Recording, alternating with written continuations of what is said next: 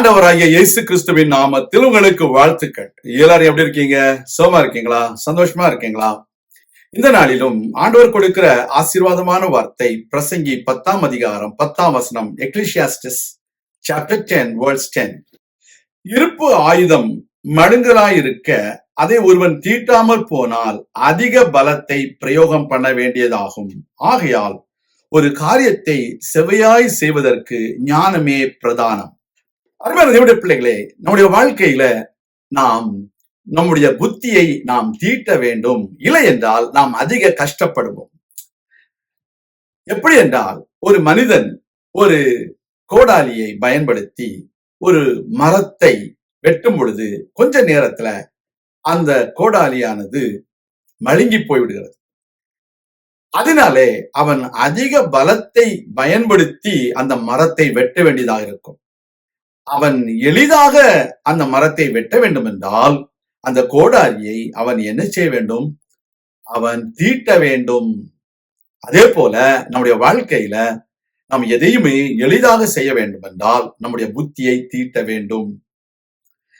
Dear child of God, if you use an axe to cut a tree, after some time, the sharpness of this axe is gone.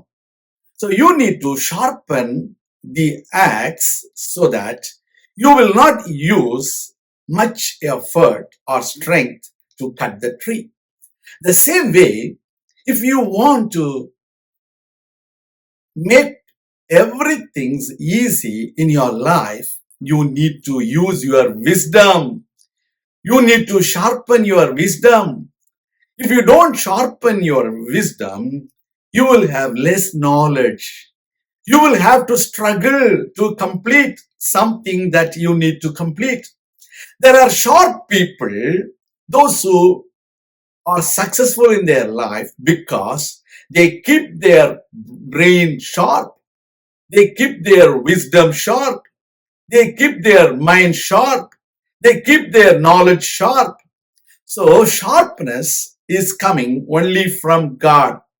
When you take efforts to sharpen your wisdom, sharpen your mind, sharpen your brain, you will be doing things in a perfect manner, in an easy manner. That is why we need to always sharpen our brain, sharpen our wisdom.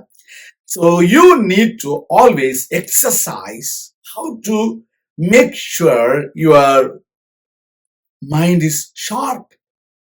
நம்முடைய வாழ்க்கையில நம்முடைய மனசு எப்படி நல்ல புத்தியுள்ள மனசா இருக்க வேண்டும் என்பதை நீங்கள் அறிந்து அதற்கு ஏற்றபடி பயிற்சி பெற வேண்டும். நீங்கள் அதற்கு ஏற்றபடி செயல்பட வேண்டும். அதற்குரிய காரியங்களில் நீங்கள் ஞாபக சக்தியை கொண்டு வர வேண்டும். எனக்கு ஞாபக சக்தி இல்லை என்று சொல்லிக்கொண்டு நாம் எந்த பயனும் இல்லாத ஒரு மனிதனை போல இருக்கக்கூடாது. அந்த ஞாபக சக்தியை வளர்த்திக் கொள்வதற்கு என்ன செய்ய வேண்டும்? How can I improve my memory power? I need to try to memorize everything every day in my life. You need to recall the things which you have done in the morning by the evening to make sure you remember everything that you have done in the morning. You have to remember what you have done yesterday, tomorrow. So you always have to sharpen yourself so that it is important for you to live a successful life. God bless you. நாம் ஜெபிக்கலாம். எங்கள் அன்பின் ஆண்டவரே, நாங்கள் ஒரு வெற்றியுள்ள வாழ்க்கை வாழ உங்களுடைய ஞானத்தை நாங்கள் தீட்டிக் கொண்டு எப்பொழுதும் ஞானவான்களாய் வாழ எங்களுக்கு உதவி செய்திடும். நாங்கள் எல்லாவற்றையும் நிதானமாய் அறிந்து செம்மையாய் செய்ய எங்களுக்கு தேவ ஞானத்தை தாரும். தேவனிடத்திலிருந்து பரம ஞானம் வரட்டும்.